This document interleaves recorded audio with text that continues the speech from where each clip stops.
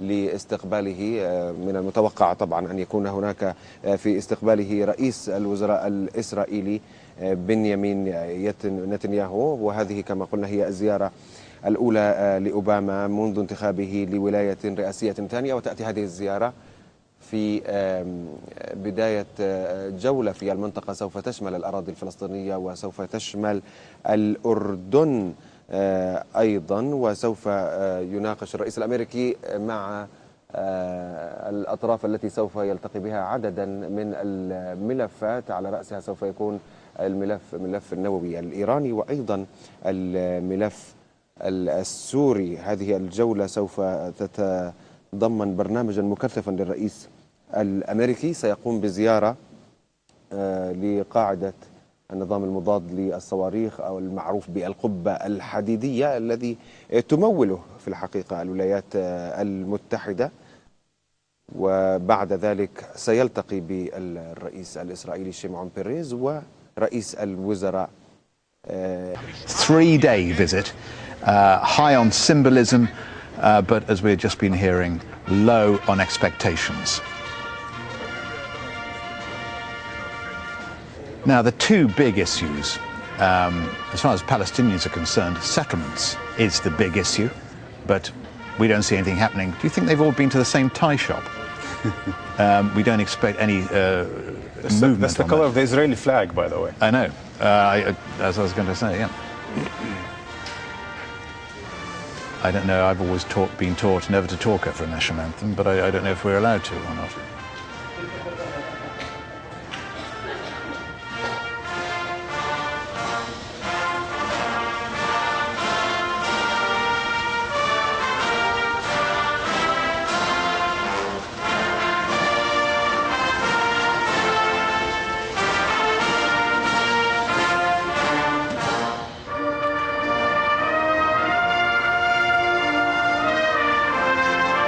Okay, now he's going to meet Marwan, just before we sort of move on from this, but he's going to meet Mahmoud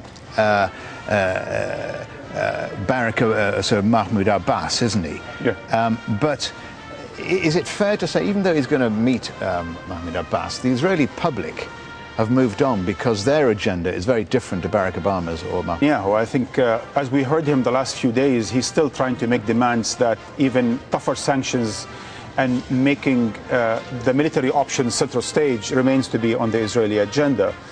But I think the difference now between the American and the Israeli position is that Israel is telling America, get off our back on the question of Iran, and America insists, we have your back on the question of Iran. You know, for a long time, Stephen, America insisted that when it comes to the greater Middle East, it will be America that will dictate the common policy there and not Israel. Israel should not be given, as far as Washington is concerned, the veto power over what U.S. should or should not do in the Middle East region. While Israel insists, on the other hand, that it has the veto power over what goes on in the greater Israel or need to come to a deal. Some in Iran have considered that an opening for a possible dialogue now on the basis of the 5+1, hoping to get the Iranians to freeze their nuclear development program in order for America to lift some of the sanctions. I think President Obama and his Secretary of Defense, Haig, as well as his Secretary of State, Kerry, are all in one opinion on this question, Stephen. I think they all want to see a diplomatic solution for the nuclear question in Iran. Okay. Thank you, Marwan. And so, Shimon Peres, President Peres, and Barack Obama have inspected the Guard of Honor. You know, this is very important, this whole symbolic thing, because for 4 years now, Israel's friends in Washington and Israeli leaders themselves have told President Obama and insisted that it's not just about the support for Israel. As Ehud Barak said, there has been no better support for Israel during Obama than in previous administrations, than by previous administrations. What the Israelis have insisted is that what they want to see is the love. They want to see President Obama show the love for Israel, not just the support for Israel. This is, you know, I mean, for many observers of interstate relations, this is not exactly the kind of thing you expect. But the Israelis have presumably a very special relationship with Washington, and what they want beyond support is the psychological breakthrough whereby every American president and American public opinion will need to show their love beyond their support for Israel. And that's why this visit, with all its symbolic gestures, comes to do exactly that, satisfy Israeli demands for showing the love, showing the warmth. Showing the love. Barack Obama pressing the flesh, doing the hugs, and showing the love.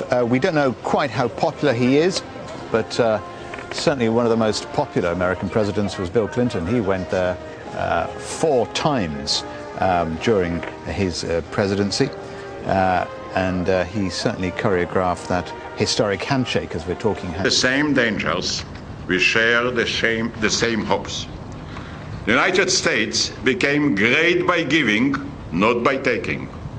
Your generosity enabled freedom to prevail all over the world. A world without America, without American leadership, without her moral voice, your moral voice, would be a darker world. A world without your friendship would invite aggression against Israel. Mr. President, your story reflects the history of the world as it is. Your vision reflects the future as it should be. You have offered the American people and the people of all the world a leadership of vision, a leadership of values, a leadership dedicated to a brighter tomorrow. In times of peace, in times of war, your support for Israel is unshakable. You enabled our security in an extraordinary way to project strength, to strive for peace. Strengthening security is the best way to strengthen peace. We long to see an end to the conflict with the Palestinians, to see the Palestinians enjoying freedom and prosperity in their own state. We extend our hand in peace to all countries in the Middle East. America stood by our side in the very beginning. You supported us as we rebuilt our ancient homeland, as we defended our land from Holocaust to redemption, from Truman to Obama.